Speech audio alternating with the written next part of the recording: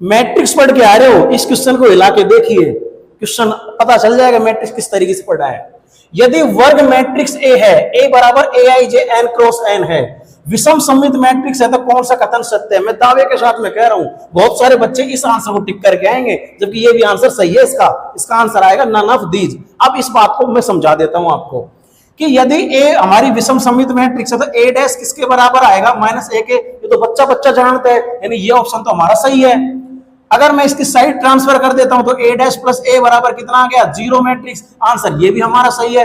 अब बच्चे कंफ्यूज होंगे, या तो ये सही है या ये सही है, यानी हमको बताना कौन सा है गलत, यानी इनमें से गलत कौन सा है, जबकि दोनों तो सही हो चुके हैं। अब इनमें से देखना है क्या सिस्टम है। तो देखिए मैं आपको बताता हूं कि अब अगर हमारे पास में ए एक वर्ग मैट्रिक्स है ए आई जे एन क्रॉस एन, तो मैं माय डियर स्टूडेंट जो ए डैश बनेगा वो कितना बन जाएगा? ए जे आई। चेंज हो जाएंगे और ये एन क्रॉस एन ही रह जाएगी, चेंज होने के बावजूद भी एन क्रॉस एन ही रह जाएगी। लेकिन अभी हमने क्या पढ़ा कि अगर ये विषम सममित है तो ए डैश किसके बराबर है माय डियर स्टूडेंट? ए के बराबर।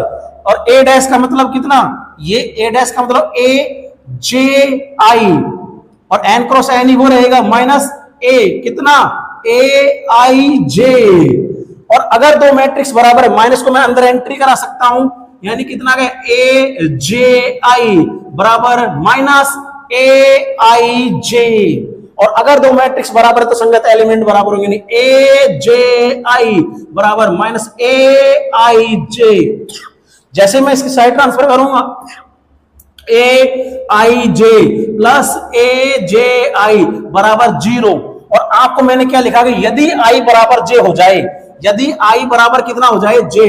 आई बराबर कितना हो जाए? जे। तो जैसे आई बराबर जे करोगे तो यानी कितना आएगा? ए आई आई, ए आई आई बराबर कितना? जीरो।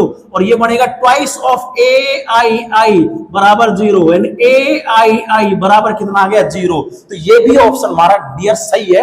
आई बराबर जे जैसे यहां रखेंगे तो ए आई आई यहां पर भी बन जाएगा। इस तरीके के डेप्थ में पढ़ने के लिए क्रैक 3x चैनल को सब्सक्राइब कीजिए, इस तरीके से डेप्थ में पढ़ाया जाएगा।